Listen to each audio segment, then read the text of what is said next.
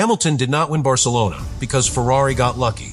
He won because the data exposed Mercedes at the exact moment Ferrari attacked. Russell started on pole. Hamilton started second. The gap in qualifying was just 0.064 seconds. But in the race, the real battle was not the front row. It was tire life. Hot track, brutal degradation, perfect pit timing, fresher rubber, Russell fading, Ferrari reading the moment before Mercedes could stop it, and Hamilton doing what he has done for his entire career, saving just enough tire to strike when the race finally opened. That is what really decided Barcelona. Not emotion, not hype, not a miracle. A strategy trap built lap by lap until Hamilton turned Russell's pole position into a Ferrari victory. And the most dangerous part is this. If Ferrari have finally given Hamilton a car that protects tires, rewards precision, and lets him attack late, then Barcelona was not just his first win in red. It may have been the beginning of his championship comeback. Subscribe to the channel. Barcelona was not won in the final laps. It was won much earlier, in a place most people never notice until the result is already gone. The tire data. Because from the outside, the beginning of the race looked simple. George Russell had pole position for Mercedes. Hamilton was second for Ferrari. Mercedes had track position. Russell had clean air. Hamilton had pressure on his shoulders and a car that still needed to prove it could fight Mercedes across a full race distance. On paper, Russell had control. But Formula One races are not won on paper. They are won through tiny shifts that happen before the audience fully understands them. A front tire losing grip. A rear tire overheating through a long corner. A driver lifting slightly earlier. A pit wall noticing that one compound is fading faster than expected. A rival staying close enough to make the next strategy, called dangerous. That is where Hamilton's victory really began. Not with panic, with patience. Hamilton did not need to attack Russell immediately. In fact, attacking too early could have destroyed the very weapon Ferrari needed later. Barcelona is brutal on tires. The long corners punish sliding. The heat punishes overdriving. The surface punishes any car that cannot keep the rubber in the right temperature window. So Hamilton did something that looks quiet, but is extremely difficult. He stayed close enough to threaten, while saving enough tire to matter. That is the skill people forget when they only look at the overtake. The pass is the visible part. The preparation is the genius. For lap after lap, Hamilton was building pressure without spending everything. He was close enough that Mercedes could not relax, but controlled enough that Ferrari could still open strategic options. He was not throwing the car into every corner. He was not demanding performance the tires could not give. He was letting the race come toward him. And slowly it did. Russell's early advantage began to carry a cost. Leading the race gives clean air, but it also puts the responsibility on you to set the pace. If you push too hard, the tires pay. If you go too slow, the rival behind you stays in the window. If you choose the wrong rhythm, you create the exact situation Ferrari were waiting for. That is the trap. Russell cannot simply cruise. He had Hamilton behind him. He had Ferrari watching every sector. He had Mercedes trying to protect track position. And with tire degradation so aggressive, every lap at the front was a calculation. Hamilton made that calculation harder. That is why the qualifying gap matters. Russell had beaten Hamilton by just 0.064 seconds. That told Ferrari something important before the race even started. Mercedes were fast, but not unreachable. The margin was tiny. Ferrari were close enough that one better strategic call, one better tire phase, or one stronger stint could flip the result. And that is exactly what happened. The so-called leak data narrative is powerful because it points to what the race result alone cannot show. It shows that the key was not simply who had the faster car for one lap. It was who could keep the car alive when Barcelona began demanding payment from the tires. That was Ferrari's opening. The pit wall saw the race changing. They saw the degradation. They saw the window. They saw that if Hamilton could get onto fresher, softer rubber at the correct time, Russell's pole position could become a liability instead of protection. That is the moment the race began to turn. Not when Hamilton made the move. When Ferrari understood that Russell would eventually have to defend with less tire than Hamilton had available to attack. That is a completely different kind of victory. It is not brute force. It is a slow trap. And Hamilton is built for that kind of race. Some drivers need the car to be perfect from the first lap. Some drivers need immediate grip. Some drivers need aggressive strategy to save them from tire weakness. Hamilton, at his best, can live inside a race. He can feel what the tire is doing. He can sense when the grip is still there, when it is fading, and when the rival ahead is about to become vulnerable. That is why Ferrari's decision worked. They did not just give fresh tires to any driver.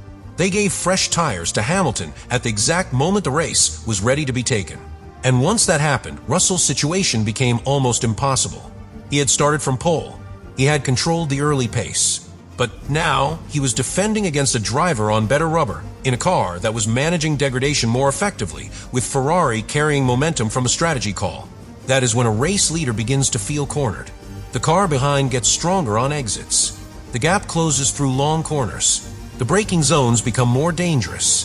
The driver ahead starts checking mirrors more often. The tires that felt manageable 5 laps earlier suddenly feel fragile. And when Hamilton senses fragility, he attacks with precision. He does not need chaos. He needs one moment where the rival's defense becomes weaker than his own traction. Barcelona gave him that moment. When Hamilton passed Russell, the race did not suddenly become Ferrari's. It had already been moving that way. The pass only confirmed what the data had been saying underneath the surface. Ferrari had understood the tires better. Hamilton had preserved them better. Russell had reached the vulnerable part of the stint first. That is what decided the race. And that is why this victory feels more important than a normal win. Because Ferrari did not stumble into it. They built it. They read the circuit. They trusted Hamilton's tire management. They made the call. And then they watched him do exactly what champions do when strategy gives them a chance. He finished the job. For Ferrari, that is huge. Because this team has not always been associated with perfect race execution. Ferrari have had fast cars before. They have had emotional weekends before. They have had moments where the whole world wanted the red car to win. But speed and emotion are not enough if the race is decided by timing, tire life, and calm decision-making under pressure. In Barcelona, Ferrari had all three. That is why the win felt different. It was not just a celebration. It was proof of competence. And for Hamilton, that proof may matter more than anything. His move to Ferrari carried enormous expectation. His first season in red was painful. He had to answer questions about whether the dream had arrived too late, whether he could still adapt, whether Ferrari could give him a car that matched his feel. Barcelona answered in the strongest possible way. The car did not simply look fast. It looked usable. That word matters. A usable car lets Hamilton express himself. It lets him protect tires while staying competitive. It lets him manage the early phase without losing the race. It lets him attack late without destroying the balance. It lets him trust that the performance will still be there when the critical lap arrives. That is what he needed. And in Barcelona, he got it. The new 2026 cars are lighter, more driver-dependent, and more demanding in how they use energy and tire performance. That kind of car can punish a driver who needs stability handed to him, but can reward a driver who understands delicate control, braking feel, throttle patience, and long-run tire preservation. That is Hamilton's world. It always has been. The data did not just show Ferrari had a strong race. It showed the car was finally giving Hamilton the conditions where his old strengths become dangerous again. And that is why Mercedes should be worried. Because Russell did not lose to an emotional story. He lost to a method. He lost to a rival team executing the race better.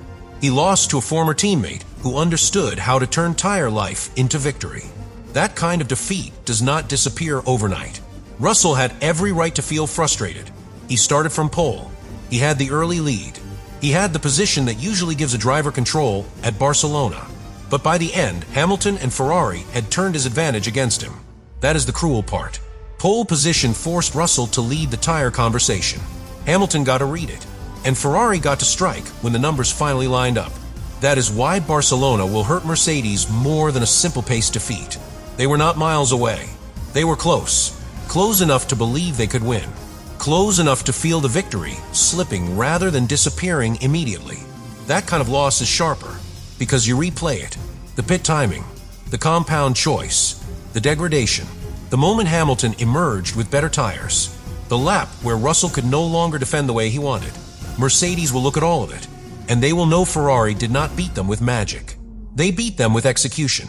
That is the first real layer of Hamilton's Barcelona win. The victory was not a miracle born in the final stint. It was a strategic trap built from the first phase of the race, powered by tire data, protected by Hamilton's patience, and finished by Ferrari's confidence to make the decisive call. And once that truth becomes clear, the race becomes even more dangerous for the rest of the grid. Because if Hamilton can now win races where Ferrari's data, strategy, and tire management all work together, then Barcelona was not just a beautiful story. It was a warning that the Hamilton and Ferrari partnership may finally be becoming what everyone feared it could become. But the second layer of Barcelona is even more uncomfortable for Mercedes, because Hamilton did not only beat Russell with one strategy call, he exposed a weakness Mercedes could not protect once the race started moving away from them. Tire life. That was the crack. Russell had the clean air. Russell had pole position. Russell had the first right to control the tempo. But the moment Barcelona's heat began chewing through the tires, the race became less about who was ahead and more about who could stay fast without destroying the car underneath them. That is where Ferrari began to look dangerous. Not suddenly, quietly. The most important races do not always turn with a dramatic mistake. Sometimes they turn because one car starts losing a tenth here, then another tenth there. The driver in front still looks safe, but the data starts telling a different story. The pit wall sees the degradation curve bending. The engineers see the tire life shortening. The strategist sees a window that was not open 5 laps earlier. And then the race leader becomes vulnerable before the fans even realize it. That was Russell. He was still in front, but Hamilton and Ferrari were beginning to hold the better weapon. Not track position, tire potential. And in Barcelona, tire potential was everything. The track was hot, the degradation was aggressive, and every lap asked the drivers a question. How much do you take now? And how much do you save for later? Russell had to answer that question while leading. Hamilton answered it while waiting. That difference matters. When you are leading, you are exposed in a different way. You have to set a pace that is fast enough to stop the car behind from gaining a strategy advantage, but not so fast that you damage the tires before the decisive stint. You have to protect the lead without overworking the car. You have to trust that the plan you are on will survive the full race.